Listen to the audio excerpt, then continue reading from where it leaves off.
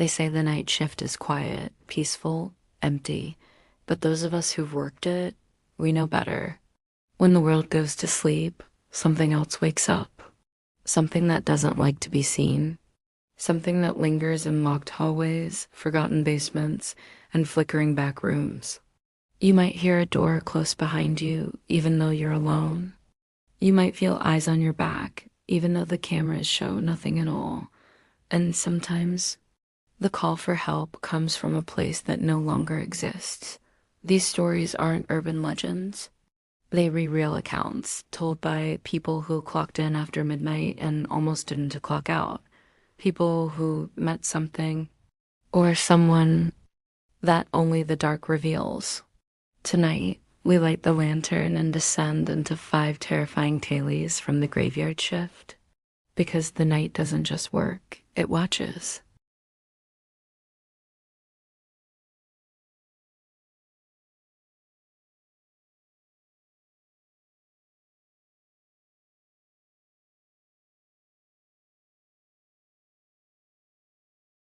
The first time Marcus saw her, he thought she was just another tired nurse finishing a double shift.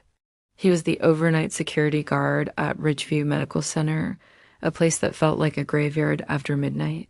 Most nights were uneventful, a few patient checks, the occasional buzz of motion sensors, and maybe a nurse grabbing a late snack from the vending machines.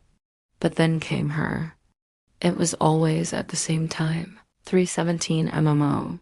A tall woman in scrubs would walk calmly out of the East ER hallway and head toward the staff elevator. She never looked around, never acknowledged Marcus, never swiped her badge, just walked like clockwork every night. At first, he figured she was on some secret schedule. A late chart check, maybe. But after 2 weeks of seeing her, same time, same path, same blank stare, Marcus got curious. He mentioned her to one of the charge nurses during a smoke break. "We don't have anyone working over there at night," she said without hesitation. "That wing's been closed since the fire." Marcus froze. That couldn't be right. He'd seen her with his own eyes. "You're talking about the old trauma wing, right?" she added. "No one's been in there since, God, 2018.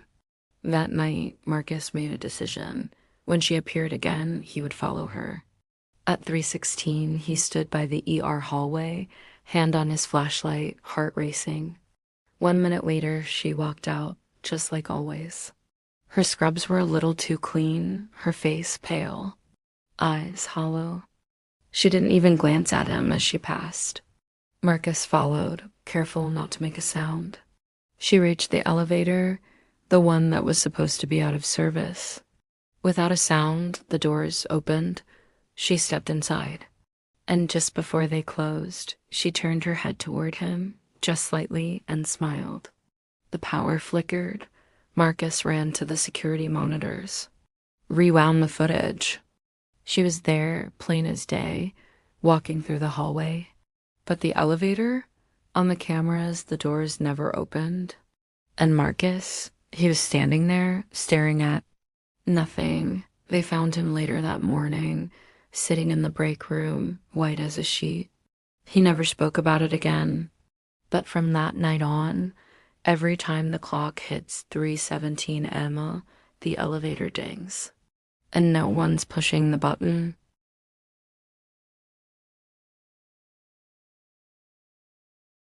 Jenna worked the night shift at a 24-hour diner off a lonely stretch of highway. The kind of place that served burnt coffee and greasy eggs to truckers, insomniacs, and the occasional lost traveler. It was usually quiet between 2 and 4 a.m., just her, the hum of the fridge, and whatever true crime podcast she could stream on low volume. But for the last 6 nights, something had changed. It started with a sound, a soft click like the heavy latch of the walk-in freezer unlocking. At first, she thought it was just pressure shifts or aging hinges. But every time she went to check, the door was closed, locked, and empty. On the 3rd night, she decided to leave her phone recording inside while she worked the counter. At exactly 2:47 m, the camera shook slightly. Then, a slow shadow passed in front of it. No form, no feet, just darkness sliding across the lens. And beneath the hum of the freezer motor, there was a faint rhythmic sound, breathing. By the fifth night, Jenna was starting to lose sleep. She told her manager, who laughed it off and said, if there's something in there, it better be helping with prep. That night, determined to prove she wasn't crazy, Jenna waited beside the freezer. No music, no phone. Just silence. At 2:47 a.m., a cake came again. The freezer door eased open, not fast, not loud, just slow and deliberate. Cold air rolled out across the tiles. Jenna stepped back, flashlight trembling in her hand. The air felt too cold. Not just freezer cold, wrong cold. Like something pulling the warmth from her skin. She shined the light inside, empty, completely empty. But just as she exhaled, something moved in the corner. A figure, tall, hunched, pale-skinned, watching her from between two shelves. Its eyes reflected the flashlight beam like a cat's, and then it smiled. Jenna screamed and slammed the door shut, locking it from the outside. She ran and called 911, shaking, crying, swearing something had been inside.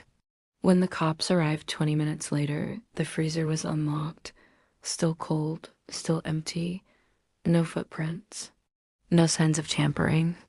But when they checked the security footage, the timestamp jumped from 2:46 to 2:48, like something had cut out the minute it happened. Jenna never worked another night shift again. But every so often, the new staff still hear the click. And when they open the door, they say it's colder than it should be.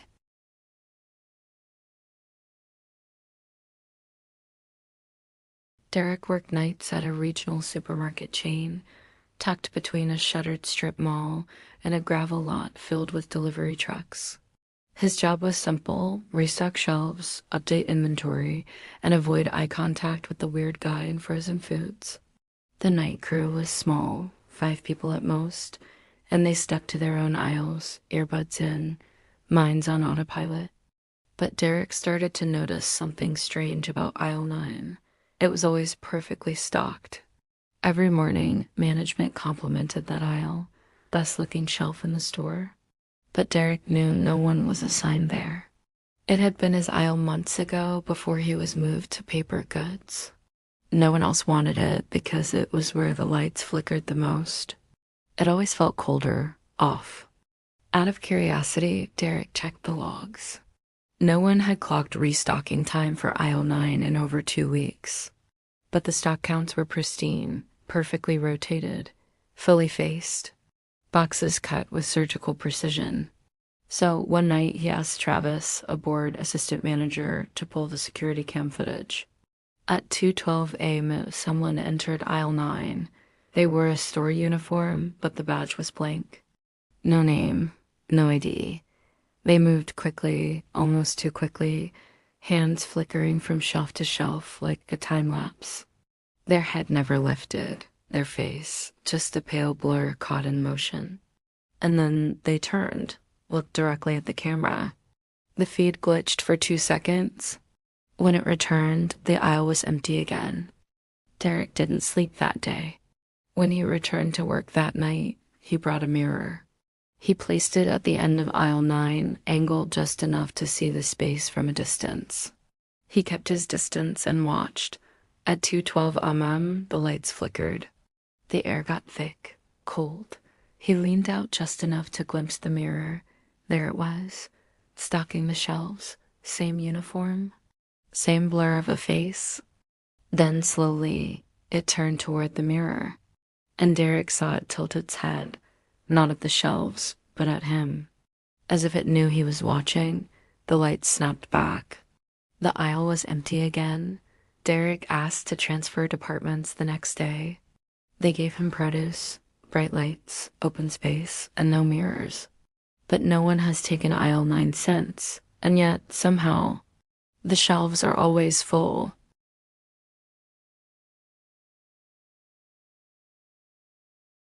Everyone at the shipping warehouse knew the rule. Never assign anyone to loading dock 3 alone. It wasn't written down, not officially, but it was understood, unspoken. If you brought it up, the older guys would just shake their heads and say, just don't. Most shifts had enough crew to avoid it. But when overtime cutbacks hit and schedules got tight, someone was bound to get stuck there. That someone was Luis. He was new, reliable, didn't ask a lot of questions. So when the manifest showed a 2M pallet delivery to Dock 3 and no one volunteered, Luis shrugged and grabbed his gloves. The night was quiet, too quiet. The warehouse usually buzzed, even at night, with the low whir of forklifts and distant conversations.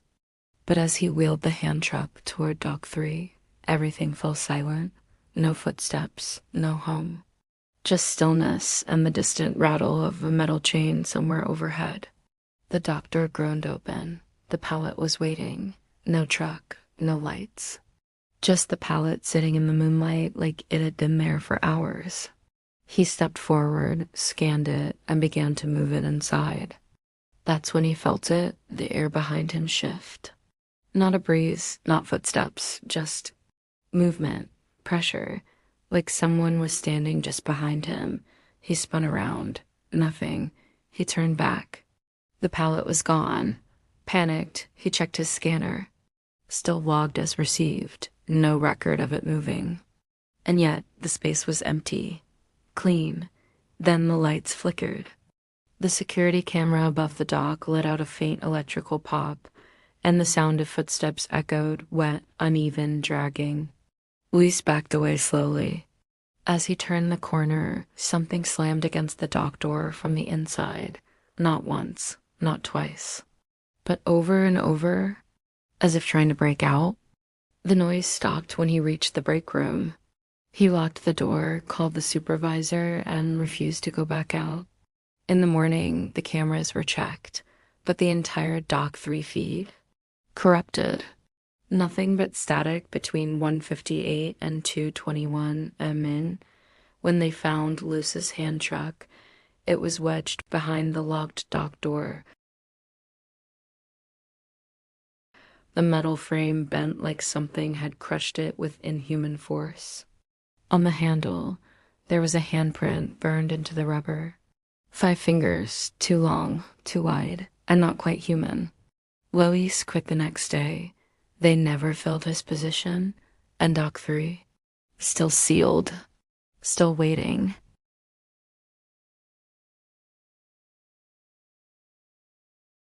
Kara had worked overnight dispatch for 5 years. She'd handled everything: drunk drivers, late-night break-ins, even the occasional ghost story from someone high out of their mind. Nothing really rattled her. But that all changed when the calls started coming in from a number that wasn't supposed to exist. The first time it happened, it was 304A. The screen lit up with a caller ID flagged line disconnected -2003. Kara frowned. These systems were clean. Legacy numbers like that shouldn't be in the rotation. But she answered anyway. 911, what's your emergency? A girl's voice, shaky, urgent, whispered, I'm at the old northbound station. Someone's following me? Kara paused. That train station had been torn down over a decade ago. She asked for more details, but the call dropped. The second call came 3 nights later. Same number, same voice. Only this time, the girl was crying. He's in the tunnel. Please, he's not right. Click. Kara dug into the logs. There were no traces. IT couldn't track the number. She asked her supervisor, but he just gave her that "you retired" look and told her to log it as a prank. But the calls kept coming, each one darker. The girl's voice growing weaker. Then one night, Kara picked up and didn't hear the girl at all. Instead, she heard static, followed by her own voice, not a recording, not a glitch. Her voice crying, panicked, whispering, he's here. He knows I see him. Don't answer again. Kara froze. It wasn't until she played back the tape that she realized the call came from her own dispatch ID. but time stamped 4 days into the future. She didn't tell anyone.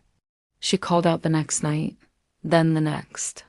But on the fourth night, exactly at 3:04, a parent replacement took a call. They never said what it was.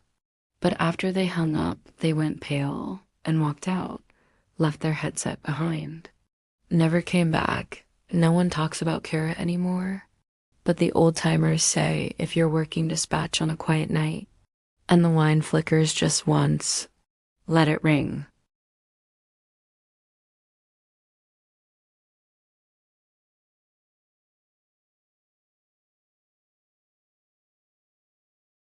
Some people say the night shift is peaceful, that it gives you time to think, but maybe that's the problem.